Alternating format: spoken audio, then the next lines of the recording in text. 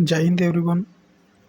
इस सेशन में हम बात करेंगे शस्त्र लाइसेंस से संबंधित सवालों के बारे में, जो अक्सर शस्त्र लाइसेंस संबंधित प्रश्न पूछे जाते हैं बार बार परीक्षाओं में, या फिर अगर शस्त्र लाइसेंस कराने जाएं तब अधिकतर एक दिवसीय परीक्षाओं में यह ऑब्जेक्टिव टाइप में पूछ लिया जाता है, या फिर कॉलेज में यह पूछ लिया जाता है। ऐसे प्रश्न हमेशा मिलते रहते हैं, जिससे कि अत्यधिक कठिनाइयों का सामना कभी कभी करना पड़ता है, क्योंकि ऐसा एक्ट है कि यह ना तो बहुत ज़्यादा फेमस है, ना पॉपुलर है, ना तो ये सिलेबस में कहीं भी कभी कभी मिलता है।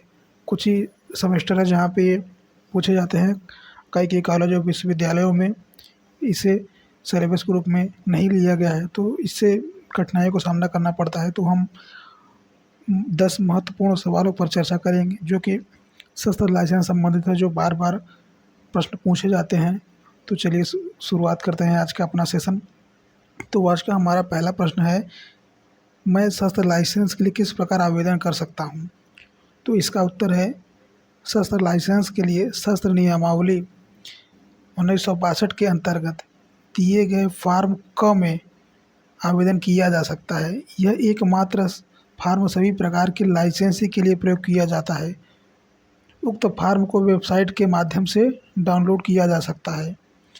आवेदन को सहायक दस्तावेजों के साथ संबंधित जिलाधीश या उपायुक्त या पुलिस आयुक्त के शस्त्र लाइसेंसिंग कार्यालय में भेजा जाना होता है। अब हमारा दूसरा प्रश्न है, मुझे अपने शस्त्र लाइसेंस संबंधी आवेदन के साथ कौन कौन से दस्तावेज जमा कराने की आवश्यकता होती है?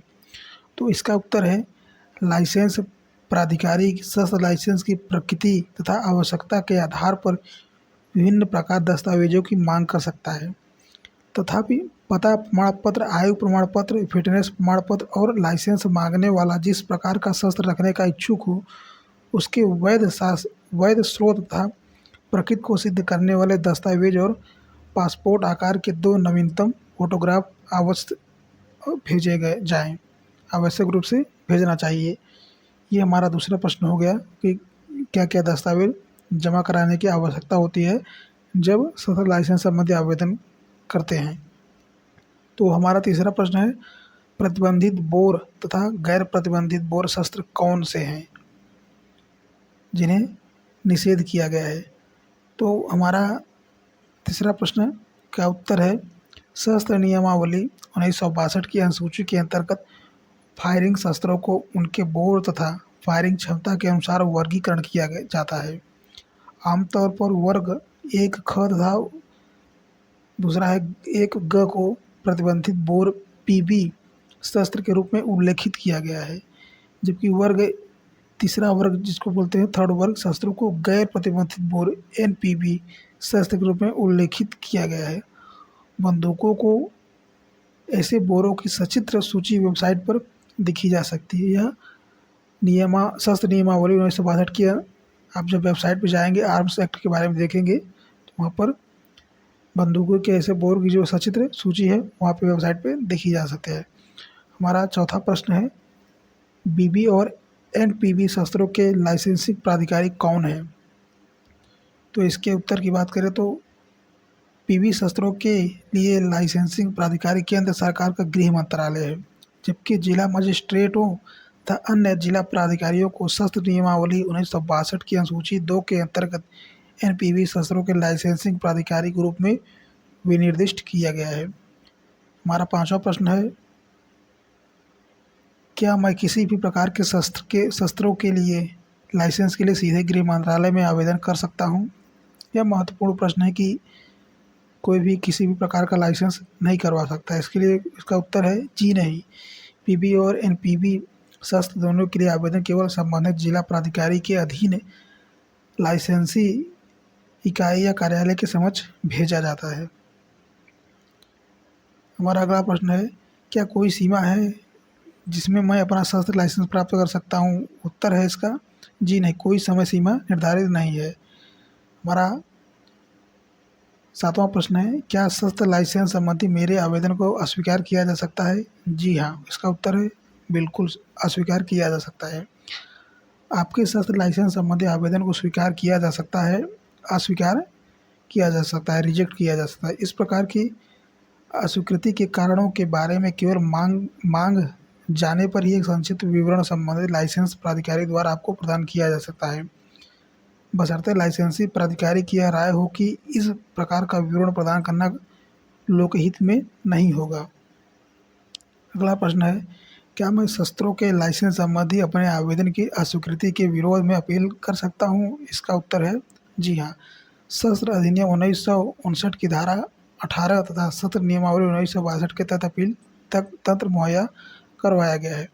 यदि आपका प्रपोजल या फिर आपका आवेदन रिजेक्ट कर दिया गया है तो आप उसके लिए फिर से अपील कर सकते हैं।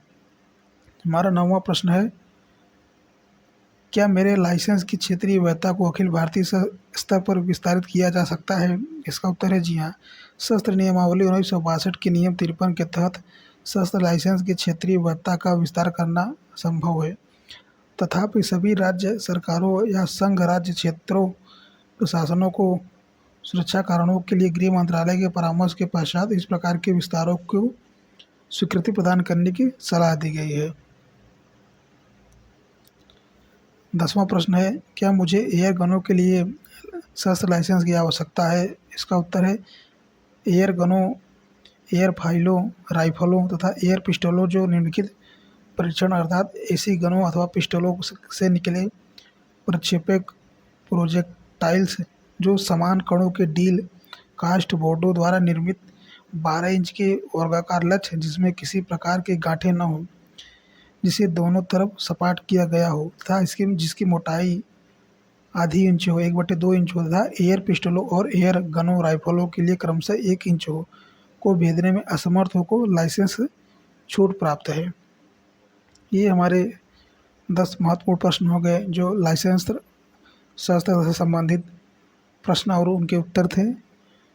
आप अगर लाइसेंस कराने का सोच रहे हैं या फिर इससे संबंधित जानकारी प्राप्त करना चाहते थे तो ये 10 जानकारियाँ जो टॉप 10 है जो अक्सर परीक्षाओं में पूछे जाते हैं, या फिर अगर आप आम नागरिक के तौर पे इसे अपने जानना चाहते हैं जानकारी के लिए तो ये 10 जानकारी बहुत ही महत्वपूर्ण थी।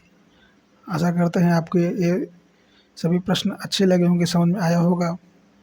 तो आज के लिए इतना ही। अगले वीडियो में हम कुछ नए टॉपिक पर, नए महत्वपूर्ण कानूनी प्रश्नों पर बात करेंगे। तो मिलते हैं नेक्स्ट वीडियो में। जय हिंद, जय भारत।